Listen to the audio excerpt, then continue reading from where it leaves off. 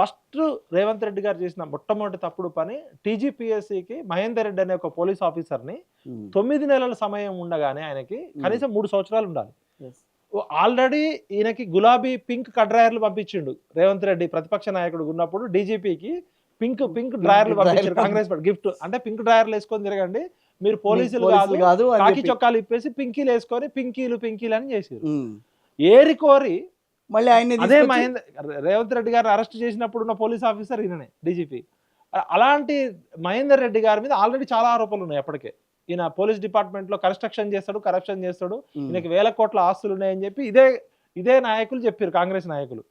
మరి అలాంటి మహేందర్ రెడ్డి గారిని టీజీపీఎస్సీకి తీసుకొచ్చాడు. అప్పుడు ఏం చెప్పిండు, మేము అందరం గట్టిగా అడిగితే లేదండి, బీఆర్ఎస్ పార్టీ గ్రూప్ 1 పోస్టులు జనార్దన్ రెడ్డి గారి హయాంలో జనార్దన్ రెడ్డి గారి దగ్గర పనిచేసే ఒక అవుట్ సోర్సింగ్ ఉద్యోగి తన లవర్ కి ఈ గ్రూప్ 1 పేపర్లు ఇచ్చి ఆదిలాబాద్ లో, నిజామాబాద్ లో, ఖమ్మంలో జిరాక్స్ సెంటర్ల దగ్గర పల్లీలు పుట్నాలు అమ్మినట్టు అమ్మిర్రు.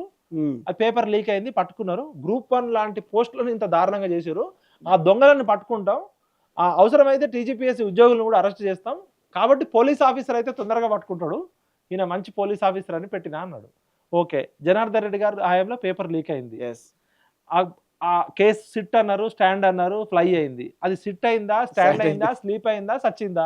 మరి జనార్దన్ రెడ్డి గారు ఉన్నప్పుడు గ్రూప్ 1 పేపర్ లీక్ అయ్యి 2 సార్లు క్యాన్సిల్ అయింది కదా, ఆ కేసు ఏమైంది?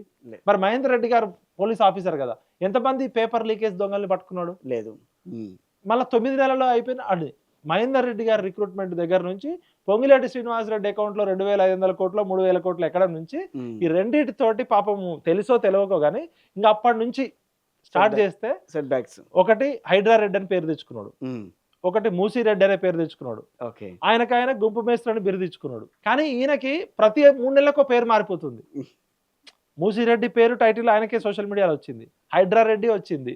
ఇప్పుడు అటు ఇటుపై గుంపు మేస్త్రికి కూడా పనికిరామంటున్నారు.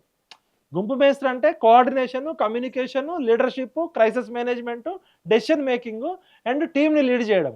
ఇక్కడ ఏమైందంటే ఏదైనా మంచి జరిగితే రేవంత్ రెడ్డి అకౌంట్ లో, చెడు జరిగితే మినిస్టర్లు, ఆఫీసర్లు అవుతుంది కదా, అర్థమవుతుంది.